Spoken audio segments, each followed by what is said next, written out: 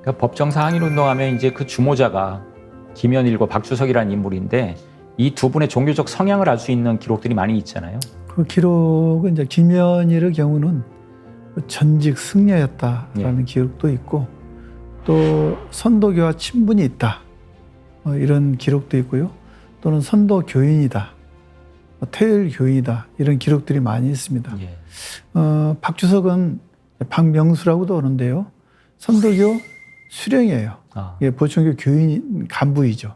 간부로 나오고요. 이분은 진도의 예. 출신이고 제주도에 파견대에 나온 아마 선교사 예. 뭐 그런 위치에 있던 분인 것 같아요.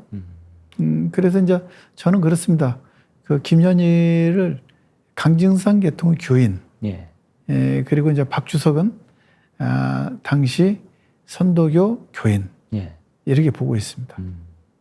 그러면 뭐 그 항일운동, 법정사 항일운동을 주도했던 사람들이 그런 어떤 그 종교적 신분을 갖고 있었다면 분명하게 우리가 이제 지금 법정사라는 이름을 좀 넘어서서 우리가 보천교회 독립운동사로 우리가 재평가를 하고 좀 더 집중해야 된다는 생각을 좀 하게 되는데 우리가 이제 법정사 항일운동의 그런 규모를 가늠할 수 있는 그런 자료들이 꽤 있잖아요. 네, 많이 있습니다. 1919년 이전에 항일운동으로서 많은 분들이 그 징역형을 선고받은 뭐 그런 기록들이 있는데 그걸 좀 정리를 해주시죠. 그 형량을 보면은 예. 3.1운동 이전의 여느 어떤 독립운동 사건보다도 예. 규모가 큰 사건이에요. 예. 그 당시 이제 보천교가 후천 성경 신국가 건설 예. 표방을 했잖아요. 예. 제주도민들이 이렇게 이제 호응을 합니다. 예. 그래서 이제 조직운동을 하고 또 성금을 모아서 이제 육지로 보내고 하는 것들을 포착을 하고 탄압을 하게 됩니다. 탄압하는 과정에서 법정사 항일 운동이 일어났다. 저는 이렇게 보거든요. 물론 이제 제주도민들의 호응도 있었고요. 그래서 이제 이 법정사 항일 운동을 계기로 보천교회 24방주 조직이 탄로가 나요. 그래서 육지에 있는 뭐 차경석, 아우, 또 차경석, 이종두이, 고판내, 뭐 간부들 박종화 뭐 싹 잡혀 들어갑니다. 예. 그래서 일부는 고문을 받고 죽기도 하고, 예. 일부는 고문 받고 나와서 병사하기도 하고 그렇습니다. 형독으로. 예. 형독으로 죽기도 하고. 그래서 보천교가 그 당시에 이제 처음으로 본격적으로 탄압을 받게 되면서부터 더 지하로 들어가요. 더 지하로 들어가서 이제 2년 후인가요? 1919년에 예. 60방주제라고 하는 예. 거대한 조직으로 재탄생하게 되죠. 오히려 이제 법정사 항일운동을 계기로 해서 더 이제 조직이 확산되고 네. 뭉치는 계기가 됐군요. 네. 예. 근데 이제 그 법정사 항일운동이 단순히 그 이름 자체만 보고 불교계의 항일운동으로 볼 수 없다는 것이 그런 어떤 시사점을 줄 수 있는 사건이 또 있었잖아요. 그 전주에 그 강정산 계열의 김영렬 수석 그 제자가 중심이 된 우이봉사 그 항일운동 사건도 있는데 그것도 우이봉사라는 절을 중심으로 해서 항일운동을 전개했는데 알고 보면 그것도 그 증산 계열의 독립운동으로 볼 수 있는 거잖아요. 그래서 이제 그게 이제 그 육군 그 당시 일제 육군에서 조사한 자료에 보면은 그 두 개가 똑같이 나옵니다. 그래요? 이봉사 사건과 제주 법정사 사건. 그래요? 근데 이제 김영렬이라는 분은 원래 증산 도문에 예. 있던 분이고 예. 그런데 이제 그분이 떨어져 나와가지고 금산사 쪽에서 태을교를 표방하고 종교 활동을 합니다. 예. 그런데 이제 그분이 이봉사하면은 일제시대 30일 본산제 아닙니까? 예. 30일 본산 중에 하나가 이봉사예요. 예. 지금은 그 금산사 말사이지만은 그때는 금산사가 이봉사의 말사였어요. 오히려 위봉사가 본산이었고 본산이었죠. 금산사가 말사였다. 예. 그래서 이제 본산의 주지는 조선 총독이 임명을 합니다. 근데 그때 당시 이봉사 주지가 곽법경이었는데요. 예. 일제 기록에 의하면은 이봉사 주지라고도 나오지만은 이 이봉사 주지 곽법경은 원래 선도 교인이었다 또는 태을 교인이었다 그렇게 나옵니다. 그러니까 보천교인이라는 얘기네요. 예, 그러죠. 예. 예. 그러면서 이제 그 김영렬과 이봉사 주지 곽벽경이 의기투합해가지고 거기에서 새로운 정부 조각을 냈다. 예. 그것 때문에 이제 경찰이 대대적으로 탄압을 하거든요. 탄압을 해요. 근데 그때 당시 한국 불교는 그 명멸의 위기에 있었거든요. 예. 이때 이제 금산사와 이봉사는 강정산을 따르는 사람들이 들어가서 거의 뭐 불사도 주도하고 했던 그 역사가 있습니다. 예. 이봉사나 제주도에서 후천성경 신정부 건설을 한다는 이 민들의 움직임을 보고서 예. 탄압을 똑같이 한 것 같습니다. 아. 이봉사 계열은 순순히 붙들려 갔지만은 예. 제주 법정사 쪽에 있는 이 보충교 세력들은 순순히 붙들려가지 않고 거기에서 한 걸음 더 나아가서 이제 제주도 민들과 함께 이제 무력적인 항거를 한 거죠. 예. 그게 한 60 몇 명일 거예요. 66명에다가 58명 기소, 예. 징역 31명. 예. 그 형량을 합치면은 3.1운동 이전의 그 어느 사건보다도 가장 규모가 큰 사건이다. 1910년대에 그 대표적인 보천교의 항일운동으로서 법정사 항일운동을 말씀하셨는데 사실은 그로 인해서 보천교의 이제 그 24방 주제가 비밀 조직이 이제 공개가 되고 드러나게 되고 이제 그로 인해서 탄압이 더 심해지게 되잖아요. 네. 그러면서 1920년대로 넘어가면서 보천교의 어떤 항일운동의 방법론이 많이 좀 달라지잖아요. 어떤 방향성으로 좀 그 항일운동의 방향성이 틀어졌나요? 일단은 이제 1920년대에 들어서면서 그 국내외의 한국 독립운동 단체나 예. 독립운동가와 연계가 있었습니다. 아, 연계. 특히 이제 그 대표적인 게 대한민국 임시정부 예. 그리고 의열단 그다음에 만주에 뭐 참의부, 정의부, 신민부가 있는데 예. 정의부와 신민부가 관련이 있고요. 예. 또 뭐 1923년 물산 장려운동 뭐 이런 것과 관련돼 있습니다. 이런 그 국내외 독립운동과 연계돼서 활동을 합니다. 예.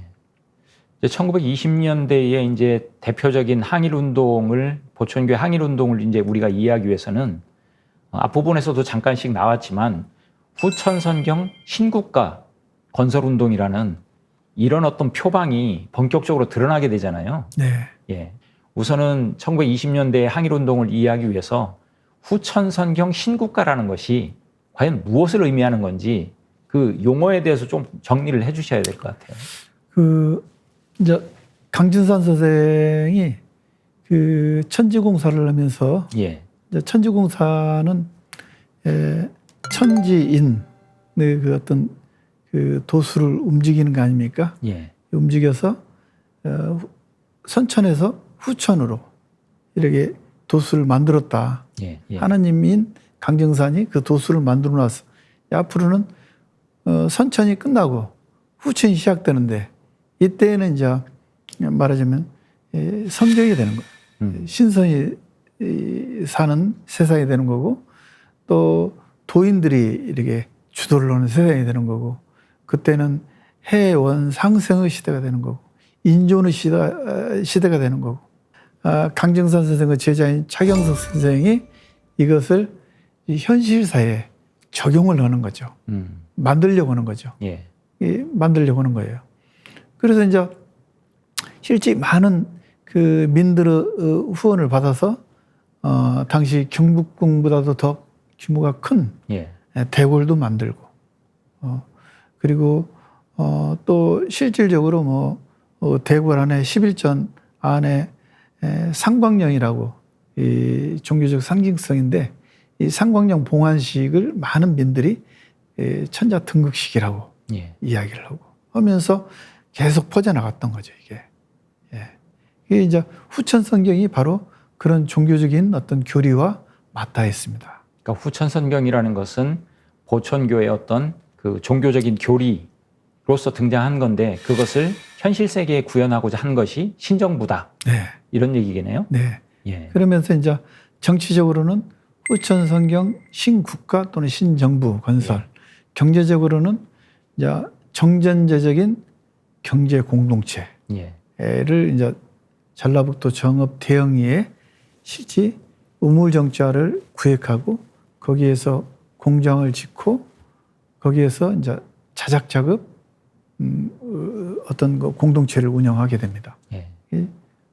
그러면 이제 그 조선 총독부 입장에서는 식민지 지배를 하고 있는 상황에서 보천교에서 종교적인 어떤 이상 세계를 얘기를 하면서 실질적인 새로운 국가를 건설하겠다는 얘기를 하다 보니까 더욱더 탄압의 어떤 대상으로서 떠올랐겠네요. 그러죠. 탄압의 고삐를 늦출 수가 없는 거죠. 예.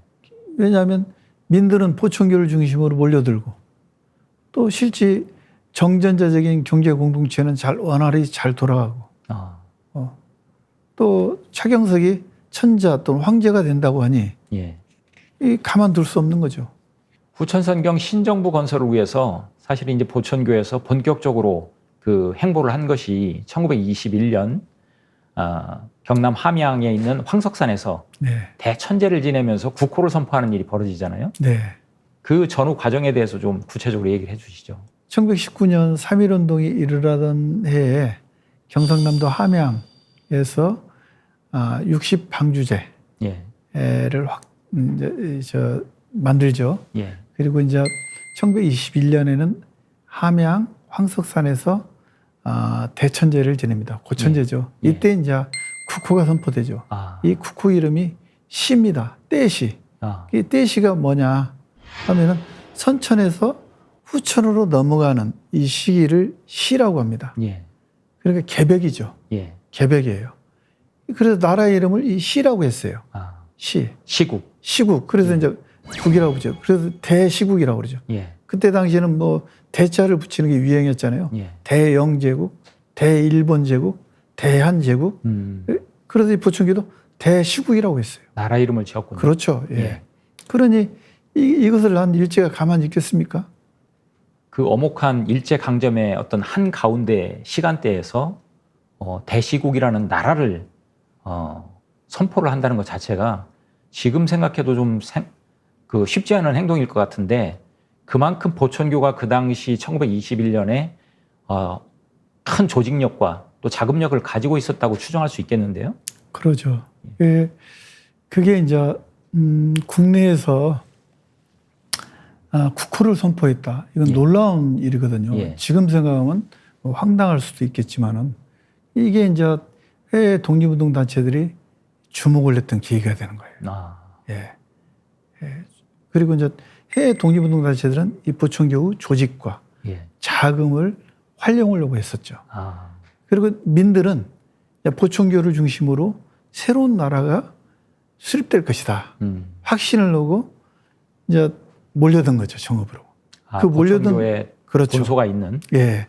그래서 그 본소는 원래 그 땅은 7가구가 있었던 조그마한 촌락이었는데 7가구. 예. 1920년대에는 500여 호, 그 주변으로 5,000여 호가 몰려들었어요. 예.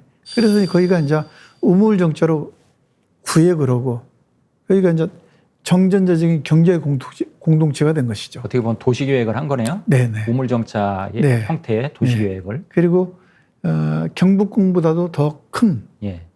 전통 한옥을 지어서 거기에 새로운 국가의 중심이다. 예. 라고 이제 인식을 시킨 것이죠. 예. 어찌됐건, 이제, 황석산 고천제를 계기로 예. 민들은 그랬고 또 해외 독립운동단체들이 주목을 받았고 예. 그 다음에 이제 서울에는 보천교 경성진정원이라는 게 설립됐어요. 예. 이때 이제 경성진정원을 주도했던 이들은 신지식인들이었죠. 이상우, 이정립 또 뭐 여기에 이제 많은 민족 운동가들도 가담을 했어요. 예.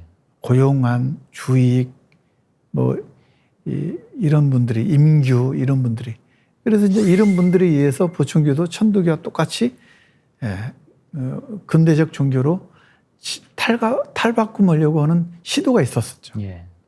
결국은 1921년에 후천성경 신정부 건설을 공식 어떻게 보면 대외적으로 선포를 하다 보니까 대시국이라는 이름으로 방금 말씀하신 대로 이제 해외에 있는 독립운동 단체들 또는 인물들도 보천교에 대해서 많은 주목을 하게 된다고 말씀하셨는데 네. 그게 이제 이미 1919년 3.1운동 이후에 대한민국 임시정부가 중국에서 세워졌잖아요. 예. 지금 자료에 의하면 그 보천교로부터 대한민국 임시정부로 독립운동 자금이 전달된 이런 사건들도 드러나고 있잖아요. 네. 그 얘기를 좀 해주시죠. 그러니까 이제 당시 해외 이제 독립운동 단체들이 보천교를 주시한 근거가 뭐냐면 예, 당시 대한민국 임시정부 기관지가 독립신문이거든요. 예, 독립신문에도 이제 보천교와 관련한 이 내용들이 자주 나오고요. 예, 또 미주에 있는 신한민보에도 자주 나옵니다. 예, 그런데 이제 보천교가 대한민국 임시정부에 5만 원을 예, 지원했다는 것은 예, 임규, 그 임규가 이야기한 바를 최공엽이라는 전북일보 편집국장이 쓴 책에 의하면 그게 나와요. 예, 임규가 보천교로부터 5만 원을 받아서 나영균에게 줬다. 나영균이 이 돈을 대한민국 임시정부에 전달했다. 예. 이 내용이거든요. 임규라는 분은 그 당시에 보천교와 어떤 관련이 있던 인물이죠? 보천교 간부였습니다. 그래요. 수호사장을 지냈죠. 예, 수호사장을 지냈고, 그리고 또 나영균이 그 해에 대한민국 임시정부에 2만 원을 전달했다는 조선일보 기사도 있습니다. 그래요. 예, 있어요. 그래서 여러한 정황을 볼 때 보천교에서 대한민국 임시정부에 5만 원을 보낸 것은 역사적 사실에 가깝다. 예, 이렇게 보거든요. 왜냐하면 이제 제가 한 20여 년 전에 서울에서 탄원 스님 예, 사이를 만나서 구술을 들었어요. 예, 그때 이제 탄원 스님이 하는 이야기가 김구 선생님이 정읍에 와서 예, 정읍에 내려와서 정읍에 많은 빚을 졌다라는 이야기를 했다고 그래요. 이게 보천교에 빚을 졌다는 거죠. 예, 탄원 스님 아버지가 보천교의 2인자였어요. 예. 자금 김홍규 담당이었죠. 선생이죠? 김홍규죠. 예, 그분도 이제 독립 유공자이죠. 예, 이제 그분이 그 한 이야기를 탄원 스님 이야기를 사이에게 했단 말이죠. 사이가 나한테 이야기를 했고. 예, 근데 저는 이제 김구 선생이 정읍에 온 적이 없는데 예. 이 구술은 신뢰가 가지 않는다라고 판단을 했어요. 그래요. 그런데 처음에는. 근데 한 5년 전에 예, 그 태인의 김부곤이라고 독립운동가인데 예, 이 김부곤 씨 댁에 그 따님이 예. 김구 선생이 왔다 갔다 어머니 이야기를 들었다. 한 일주일 동안 계셨다. 김부곤 선생 댁에서. 그래서 이거 신뢰가 갈 만하다. 대한민국 임시정부의 5만 원. 예, 또 일제 측 기록에 의하면은 김자진 계열의 4만 원. 예, 또는 5만 원, 2만 원. 또 아까 김철수 자필 기록에 의하면 1만행. 예, 뭐 해서 일제 측 기록에서 도합 독립운동가들에게 보충교 돈이 드러난 것만 11만 원에서 12만 원입니다. 그 돈이 지금으로 치면 어느 정도가 되나요? 그러니까 제가 이제 1920년대 힘은 고보 교사 월급이 20원이더라고요. 연봉이 240원 아닙니까? 예. 연봉이. 예, 이게 오늘날로 보면은 교사 연봉이 이제 400배로 뛴 거예요. 예, 그래서 12만 원을 이렇게 추산을 했을 때 오늘날로 치환했을 때 예. 240억 원이 되더라고요.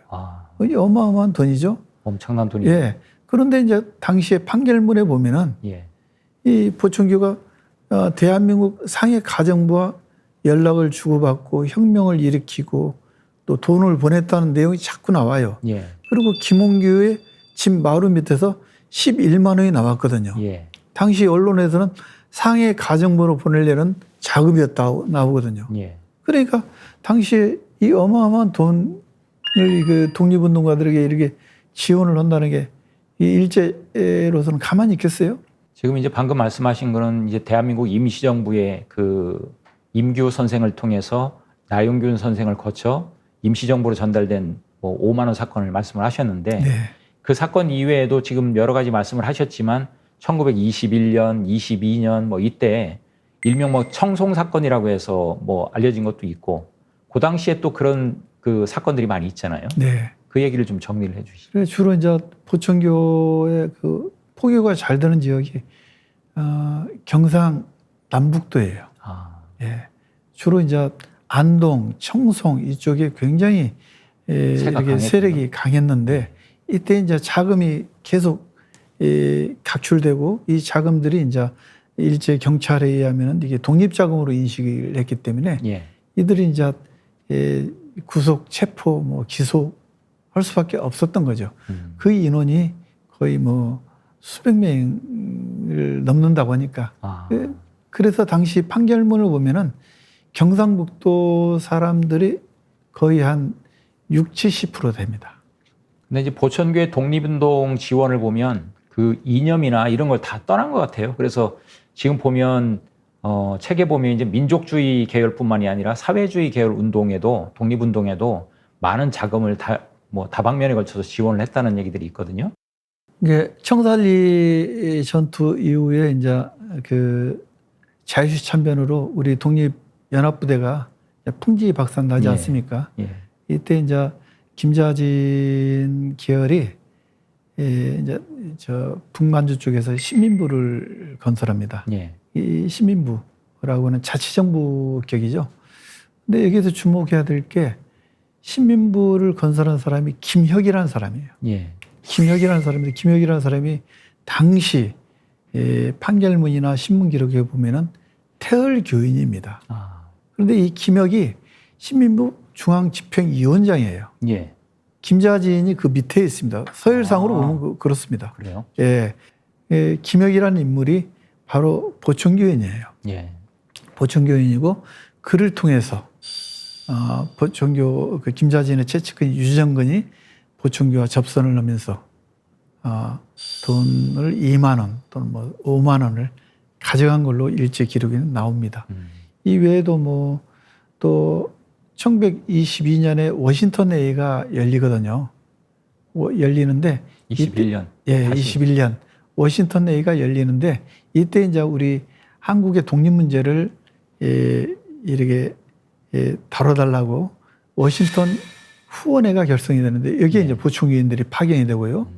또 대한민국 임시정부가 이제 연통제 교통국이 파괴되면서 또 임시정부 외교 활동도 이렇게 별 빛을 못 보면서 임시정부를 진로를 논의하는 이런 국민대표회가 열렸어요. 1923년에 국민대표회가 열렸는데 여기에 120여 개 단체의 120여 명이 참여를 하게 됩니다. 예. 여기에 보천교 대표가 2명이 참여를 해요. 아. 강일과 배치문이 참여를 하게 됩니다. 그러니까 이미 대한민국 임시정부의 활동 방향성을 논의하는 자리에 그러죠. 보천교에서도 대표를 파견했다. 예. 이때 이제 뭐 개신교나 불교에서는 1명씩 파견하는데 예. 보천교는 2명을 파견해요. 아. 저는 이제 이 대한민국 임시정부에 독립자금 5만 원을 준 것과 결부시켜서 생각을 합니다.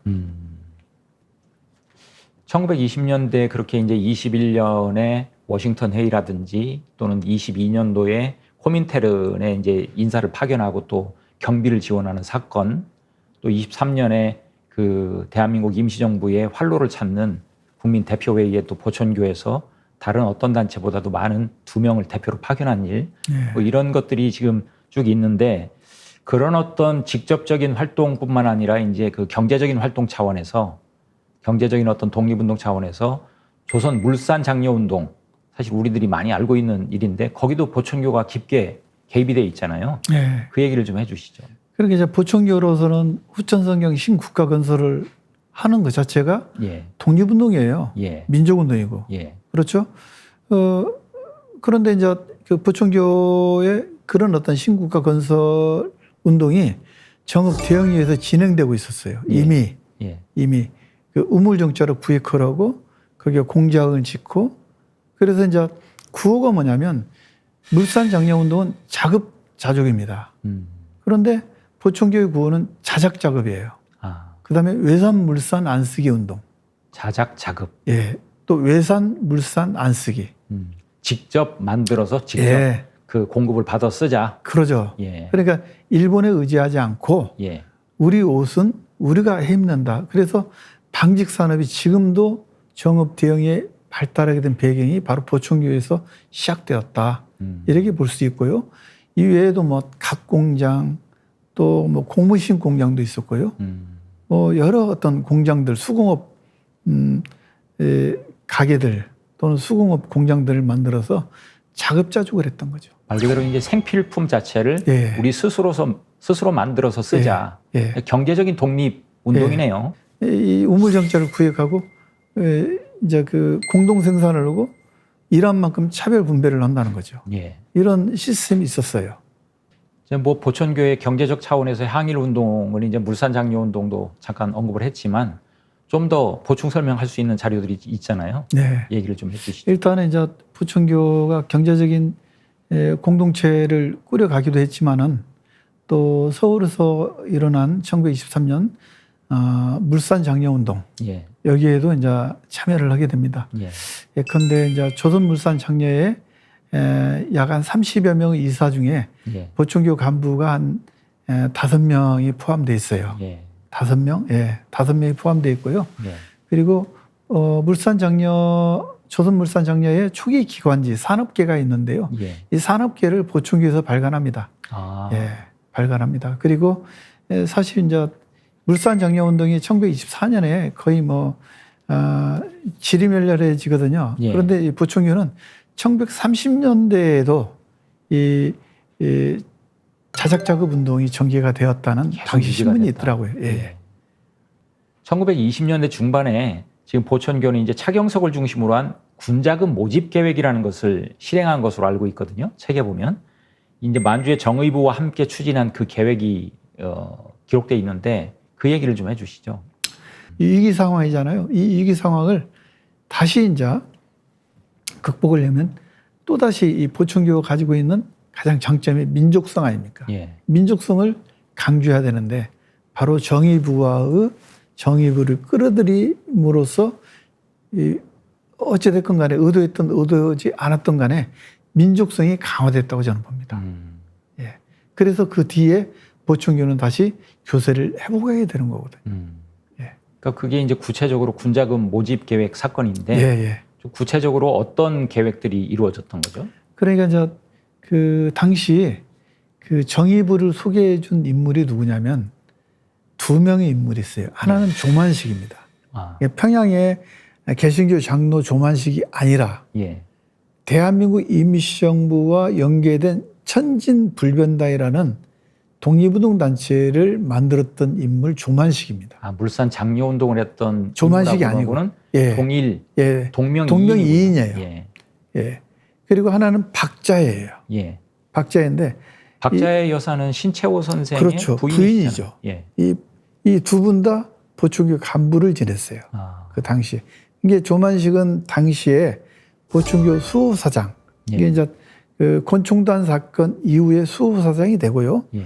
박자에는 부인 선포사입니다. 아. 예, 선포사예요. 그러니까 박자의 여사의 알선으로 정의부와 조만식이 만납니다. 이걸 뭘 의미하느냐 하면은 정의부를 끌어들여 가지고 민족성을 강화하는 차원에서 예. 그런 어떤 사건을 벌이지 않았느냐 저는 이렇게 생각을 합니다. 예. 이제 보천교의 그런 구체적인 독립 자금을 마련하는 행동이라든지 지원한다든지 또는 이제 그 경제적 차원에서의 그런 어떤 항일 운동 뭐 이런 것들도 있었지만 사실은 교육 계몽 차원에서의 활동도 보천교의 활동도 우리가 그 빼놓을 수 없잖아요. 어떤 일들이 그 있었나요? 그런 쪽으로는. 예, 황석산 고천제 이후에 서울에 이제 진정원이 만들어지거든요. 예. 그런데 이제 서울에 있는 진정원 세력들은 민족주의자들도 많았고, 그 다음에 신교육을 받은 지식인들도 많았어요. 예. 그래서 보천교를 천도교처럼 근대적 종교로 탈바꿈시키려는 어떤 시도들이 있었어요. 예. 예.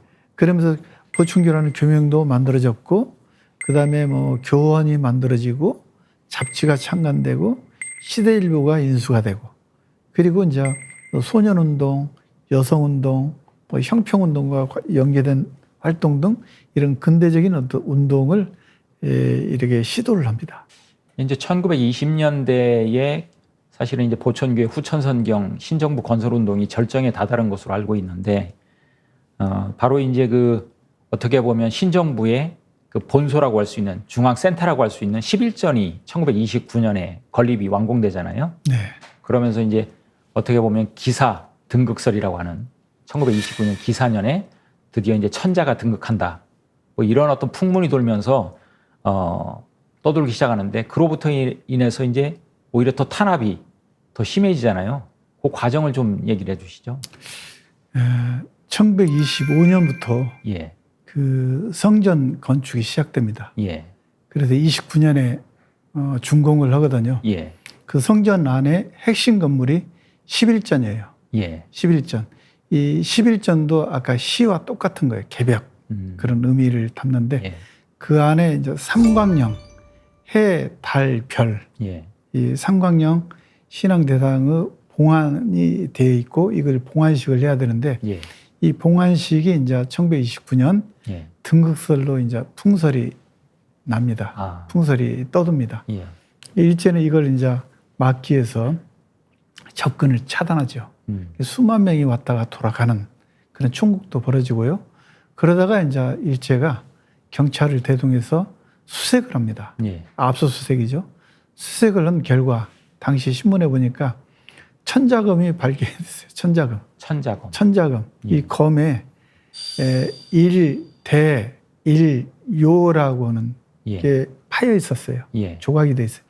이 한일자, 큰 대자 이걸 조합하면 천자가 되잖아요. 하늘천자. 예, 다시 또 한일자, 료자를 하면 자자가 되잖아요. 아들자자. 예. 예. 그러니까 이 천자네요. 예, 천자금. 예, 그래서 뭐 이제 경찰이 오면은 우리는 삼광령 봉안식이다라고 예, 하지만은 내심 예, 이런 어떤 황제 또는 천자 등극의 어떤 그 속설이 있었던 것 같아요. 예. 그로 인해서 이제 보충교는 더 많은 탄압을 받게 되고 예. 거의 풍비박산. 아, 특히 이제 일제가 이런 직접적인 탄압도 있지만은 또 내분을 일으켜요. 끊임없이 예, 내분을 일으켜서 거기서 떨어져 나간 반개 교단들이 막 우후죽순격으로 생겨납니다. 아, 예. 그러면서 이제 보충교가 30년대 들어서 쭉 이제 침체의 길을 들어서다가 예, 36년에 차경석 선생이 돌아가시면서 예, 거의 조선 총독부에서는 유사정교 예. 금지령을 내리게 되고 그러면서 모든 한국의 민족 종교들이 활동을 못하게 되죠. 아, 결국은 이제 기사 등극 운동 때문에 보천교가 이제 쇠퇴의 길로 접어들고 탄압을 더 극심하게 받으면서 네. 결국 1936년 3월 10일로 제가 알고 있는데, 차경석이라는 분이 결국은 사망하면서 보천교가 완전 해체 수순으로 들어가잖아요. 네. 어떤 과정을 거쳐서 보천교가 이렇게 해체가 됩니까? 그리고 이제 정읍 대영리에 아까 경복궁보다도 더 규모가 큰 예. 성전이 있었다고 하지 않았습니까? 본소. 지금 서울에 있는 경복궁의 그 중심 건물이 근정전, 그거보다 더 큰 거죠? 그렇죠. 예. 예. 예. 그러니까 한옥 건물만 50여 동이 있었다고 하니까 예. 그 중에 핵심 건물인 11전은 현재 조계사 대웅전이에요. 예. 예. 이게 조계사 대웅전은 오늘날 단층 목조 건물로는 규모가 가장 큰 예. 서울시 문화재이거든요. 예. 그런 건물들이 한 10여 동 있었고 그거보다 조금 적은 건물들이 한 40여 동 있었다고 하거든요. 예. 그런 건물들을 일제는 해체하려고 그래요. 근데 정읍의 유지들이 여기에다가 병원 아니면은 대학을 만들자라고 계속 이제 총독부에 건의를 합니다. 예. 그런데 건의를 받아들이지 않았어요. 싹 철거를 해버렸습니다. 그 이유가 이제 뭐 제가 책에서 읽기로는 미신타파를 명목으로 한 47개 종교에 대한 그 박멸운동, 네. 뭐 이런 쪽으로 이어진 것 같은데. 예, 차경석 선생이 돌아가시고 난 바로 뒤에 예.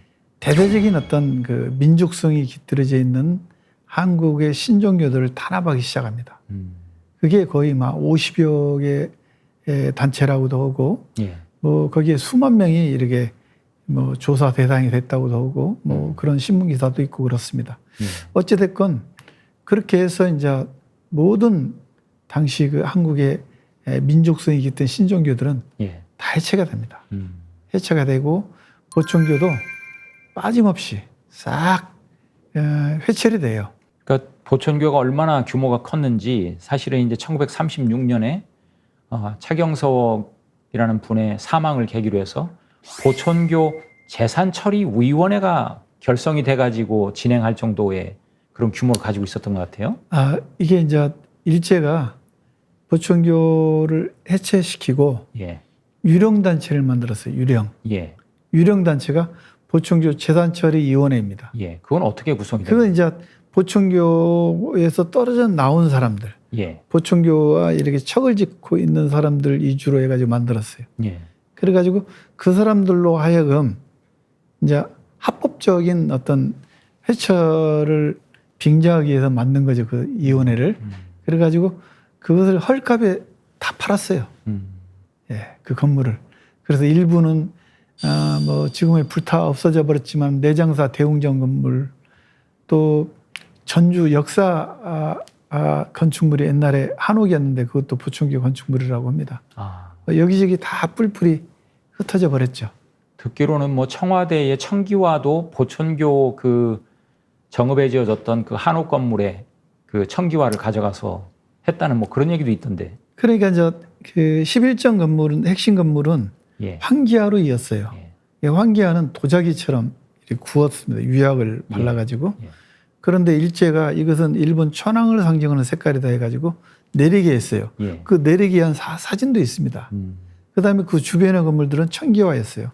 그 청기화들도 나중에 싹 해체이 되면서 예. 어디로 가져갔습니다. 예. 이게 일부에서는 그게 이승만 정부 시절에 청와대 그 기화로 들어갔지 않느냐 뭐 그렇게. 결국은 1936년에 이제 보천교가 차경석 선생의 사망을 계기로 해서 이제 해체되면서 네. 그 어떻게 보면 후천선경 신국가 건설 운동이 막을 내린 것 같지만 사실은 그 이후에도 보천교계의 신종교들이 계속 생기면서 그 운동이 계속 이어지잖아요. 독립운동 차원에서. 네. 그 얘기를 이제 30년대, 40년대 얘기를 좀 마지막으로 좀 정리를 해 주시죠. 그러니까 이제 1930년대에도 일제가 계속 내분을 조장하면서 거기서 떨어져 나온 반개 교단들이 있고, 예. 그다음에 차경석 선생이 돌아가신 30년 이후에 보천교 계열의 교단 또는 뭐 결사체들이 만들어지고, 예. 그런 그 반개 교단이나 결사체가 당시 한 100여 개가 넘습니다. 그런 교단들이 하나같이 이제 탄압의 대상이 되는 거죠. 또 예. 지하로 이제 스며 들어갔는데 그들은 주로 이제 주로 일본의 패망을 예언하거나, 심지어 부안의 천자교 사건 기록을 보면은요, 그 사람들이 일본 패망을 1944년으로 예언한 기록이 있습니다. 그 다음에 일본의 패망을 예언하고 또 기원하고, 또 아까 시인동맹의 경우는 밤에 이렇게 모여가지고 일본 메이지 천황을 불러들여가지고 혼쭐을 내거나, 또는 뭐 한국교는 뭐 개성 두문동에 가서 민족의식을 신도들에게 고취시킨다거나 그런 어떤 활동을 하다가 보안법이나 치안유지법에 의해서 구속되어 가지고 그들 구속된 사람들만 제가 어림잡아서 한 200여 명이 되는데요. 그중에 돌아가신 분이 한 10여 명이 넘습니다. 고문당해 가지고. 예. 그런 활동들을 하다가 이제 광복을 맞이하게 되는 거죠. 그러니까 결국은 민족 종교를 신앙하던 그 당시에 그 백성들은 단순히 어떤 종교적인 신앙 차원의 어떤 머무른 것이 아니라 그 당시 이제 식민 지배 상태에 있던 조국의 독립과 그로 인해서 이제 교리에 바탕한 새로운 국가 건설 뭐 이러한 것들이 결부돼서 그들이 할 수 있는 방법론 차원에서 독립운동을 했던 거네요. 그러니까 이제 그 대한민국 임시정부는 공화주의에 입각해서 예. 이제 광복이 되면은 공화국을 건설할 목적으로 활동을 하지 않습니까? 예. 사회주의자들은 프롤레타리아 공화국을 만들기 위해서 예. 활동을 했지 않습니까? 또 의병들은 뭐 1910년대까지도 의병이 있었으니까 의병들은 다시 또 왕조를 또 복원하기 위해서. 예. 근데 보충교는 강증산이 예언했던 후천성경 사회를 건설하기 위해서 예. 이렇게 민족의식을 가지고 독립운동을 했다. 저는 이렇게 보거든요. 예. 이 사실 보충교라는 게 저는 이제 보충교를 통해서 그 당시 민중의 민족운동 또는 예. 독립운동을 바라보고자 하는 거거든요. 예. 이런 측면을 바라보면서 또 연구에 임해야 되겠다라는 생각들이 들더라고요. 예. 앞으로 이제 그 바람이 이루어질 수 있도록 더 많은 연구와 또 더 많은 발표들을 좀 해주시길 바라겠습니다. 네. 고맙습니다. 고맙습니다. 이거 두서없이 했습니다. 예. 보천교의 독립운동사를 1910년대부터 40년대까지의 어떤 통사적인 차원에서 살펴봤습니다.